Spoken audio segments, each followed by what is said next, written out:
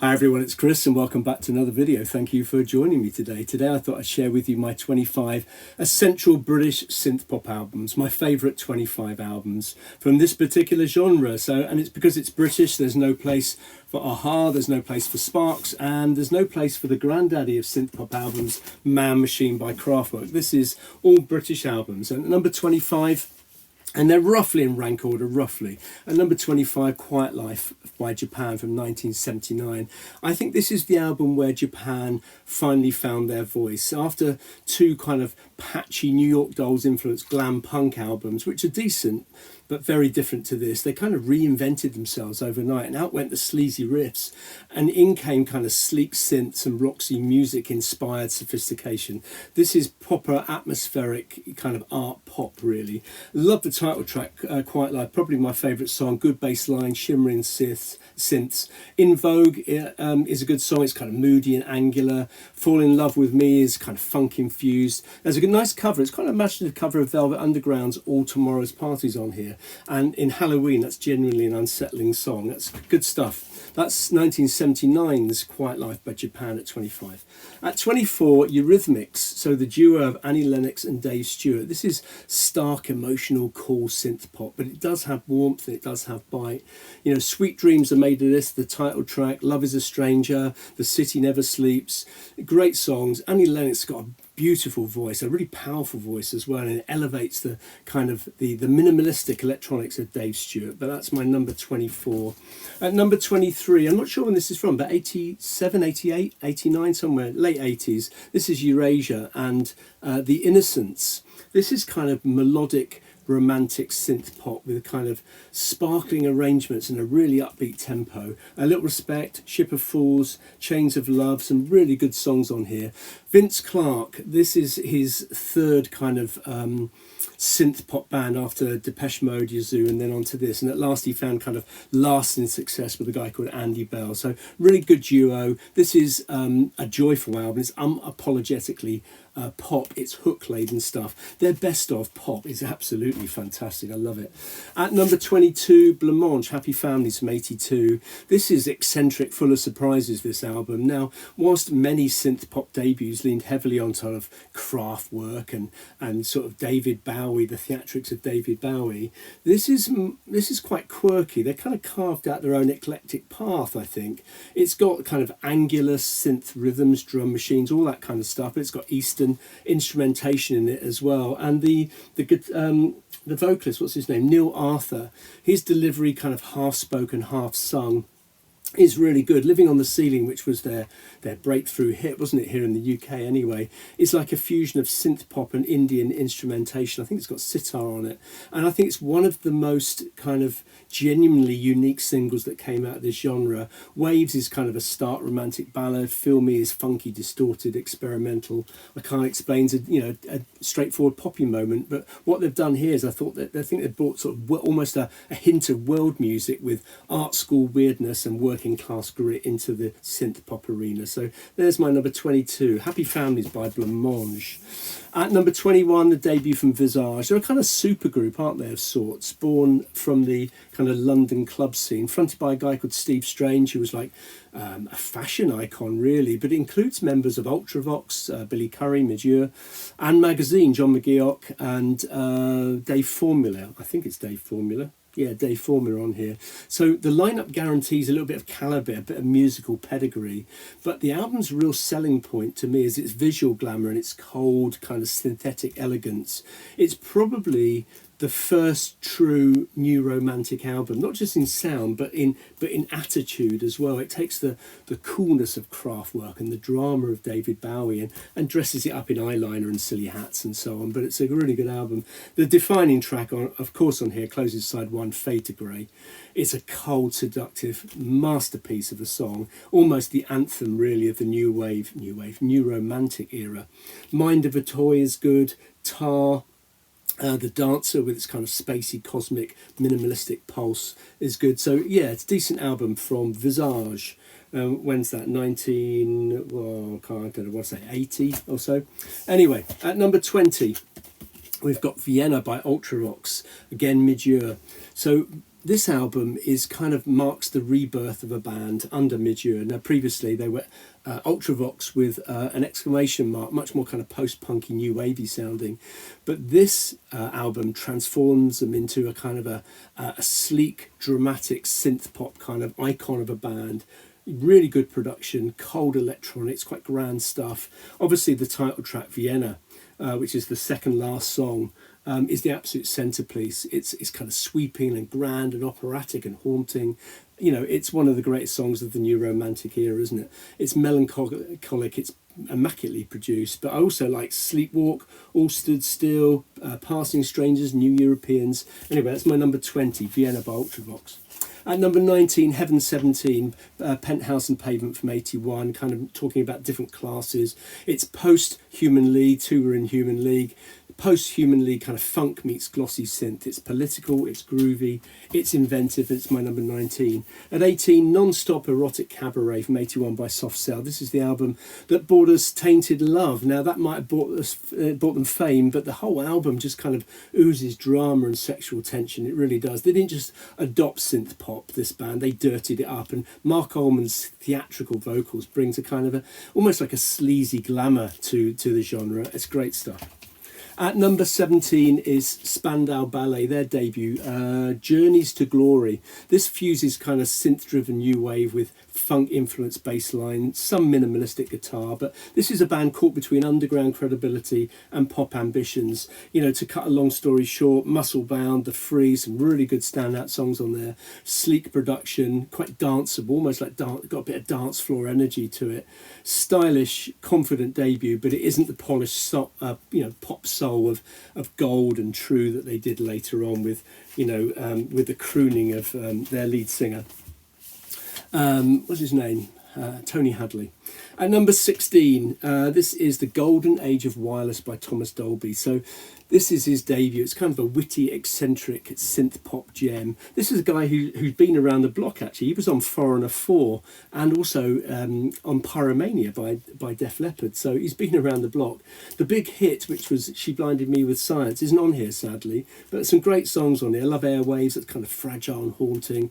One of Our Submarines is great. And Europa and the Pirate Twins is for me the highlight of the album. I love that song. This is an imaginative, intelligent debut. It's quirky, it's uniquely Thomas Dolby, and I think it's a cult classic of this genre. At number 15, The Lexicon of Love by ABC. This isn't your typical synth pop album, actually. They kind of, rather than being kind of, Bowie-esque or Kraftwerk-esque, this is more Roxy Music meets Rodgers and Hammerstein filtered through a kind of an 80s sound. And the result, consequently, is kind of a suite of songs that are kind of really emotionally charged about love and loss and vanity and self-delusion. And it's got brilliant production. Trevor Horn produces this, so inevitably it's very precise but gloriously over the top. The Look of Love, I think, is just a brilliant song. It's their signature song. It's pure pop perfection. Poison Arrow's a good song. All of My Heart's a good song. Tears Are Not Enough. Great stuff. And that's The Lexicon of Love by ABC. At number 14 is Depeche Mode. People might be surprised to see this one.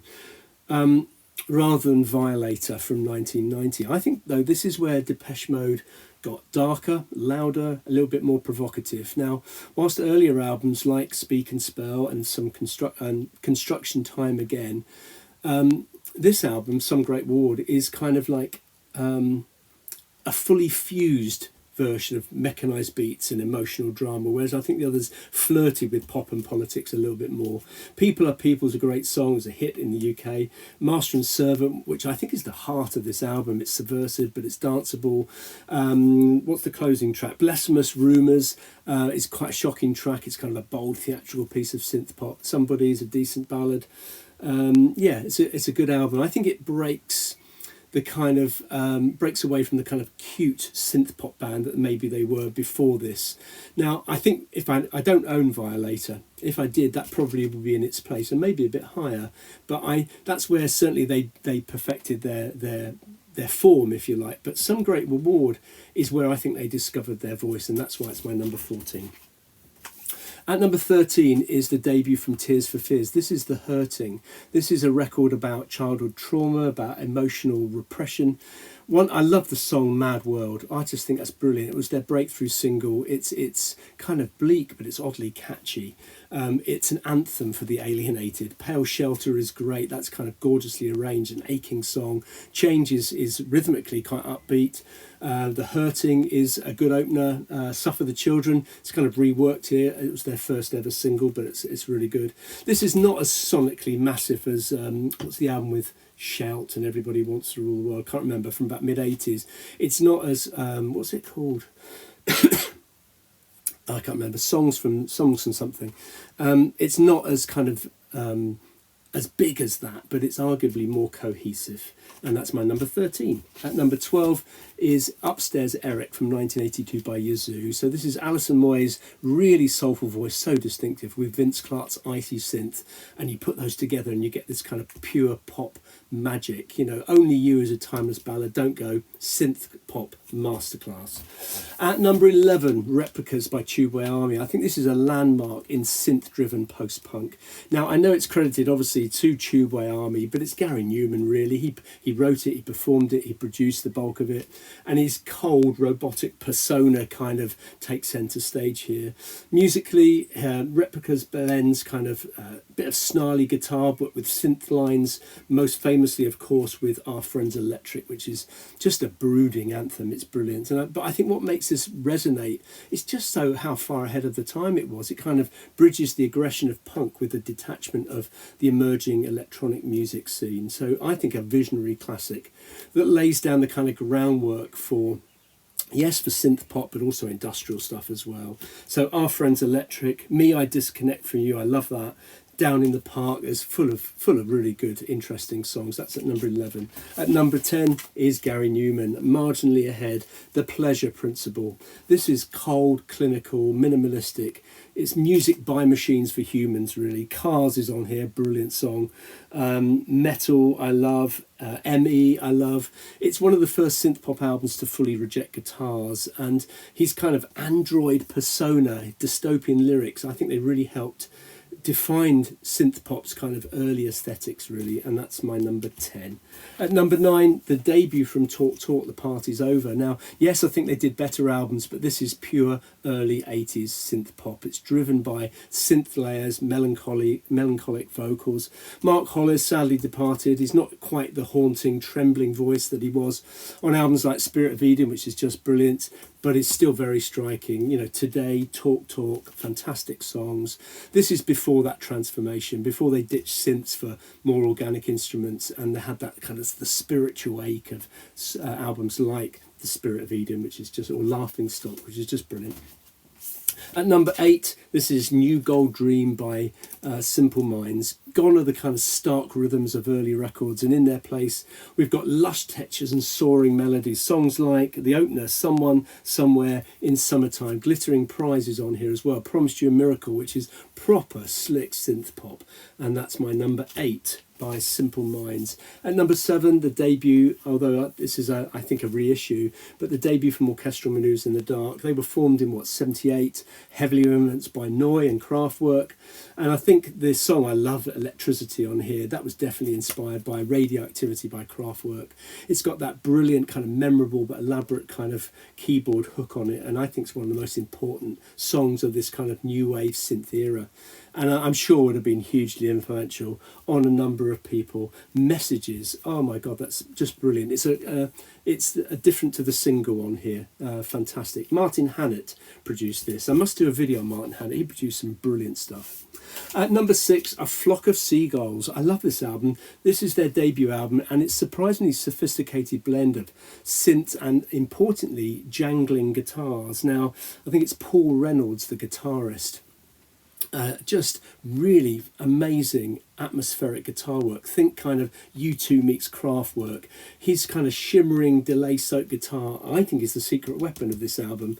One of my favourite synth pop songs, if not my favourite song, is I Ran. I love that. The guitar work on that, off the chart. Brilliant. Debut from Flock of Seagulls. At number 5, I haven't got it actually. It's New Order's Power, Corruption and Lies. I thought I had it on CD. I couldn't find it. I wish I had it on vinyl. From 83, it's a kind of a moody blend of sequences and post-punk energy. Age of Consent, Your Silent Face, 586. This is where I think New Order kind of mark their full evolution from the Shadow of Joy Division. It's danceable, but it's melancholic. And Blue Monday, although it's not on the album, kind of, you know, I wish it had been, but it's kind of inseparable from the legacy of Power, Corruption and Lies from 83. At number 4 is John Foxx and Metamatic. This has got to be one of the most, well, the coldest, most clinical synth pop records ever recorded. Gone are the guitars, live drums, and a hint of warmth. This is electronic minimalism at its most stark and its most mechanical. I love this album. It kind of evokes a world of decaying concrete and flickering neon lights, and you know, the mundaneness of modern life. Obviously recorded after he'd been in Europe, because it feels incredibly European and very radical from 1980. He ditched the kind of band format. Yes, there's a couple of additional musicians, but there's no backing musicians. There's no organic instruments. It's just pure synthetic soundscapes. This album is clinical, yes, but it's really mesmerizing. You can imagine walking, you know, this album sounds like, or feels like, you're walking through an empty city at night. It's brilliant. It's bleak, years ahead of its time, and it's my number 4. In complete contrast is my number 3, Frankie Goes to Hollywood, Welcome to the Pleasure Dome. This is bombastic and sprawling double album, isn't it? You know, it's hedonistic. Yeah, it's synth pop to a point. It's dance pop. It's political satire. It's a sonic boom of an album thanks to Trevor Horn's over-the-top production. It combines guitars and synths and orchestration and sampling into this like massive wall of sound. You know, it's just muscular, provocative, it's unforgettable. Yeah, there's lots of bloated filler on it for sure, worth it for the 4 singles, and of the 12-inch singles that came out with this album are just brilliant. Welcome to the Pleasure Dome, I think it's a marvellous track, as is Two Tribes. At number 2, Dare by Human League. This is glittering pop with a kind of a cold, clinical edge. Don't You Want Me, Love Action, Sound of the Crowd, the things that dreams are made of. This is a pivotal moment, I think, in synth pop's kind of commercial breakthrough, really. It combines fashion with futurism, with melody, and is a masterpiece of an album. But at number 1, my favourite album is 1982's Rio by Duran Duran. I just think this is a fantastic album. It's glossy, energetic pop. You know, yeah, is it synth pop? Well, it's equal parts synth and guitar, underscored by this kind of funky bass line, but it's got real new romantic glamour. You know, Hungry Like a Wolf, My Own Way, Hold Back the Rain, I love that, Save a Prayer, the title track Rio. It's just where kind of synth pop meets MTV, the videos, the style, the hooks. It just launched this band into superstardom. It fuses electronic pop with just brilliant complex arrangements and really adventurous production, and I think is just one of the best albums from the 80s. It's absolutely brilliant. That's Rio by Duran Duran from 82. So there you go, it's my 25. Tell me what you think in the comments below. Yeah, I'm missing Bronski Beat and Pet Shop Boys, and there's Howard Jones possibly, I don't know, there's others, but that's my favourite 25. Tell me what you think in the comments below, and I'm sure I'll be back sometime soon with another video. Cheers.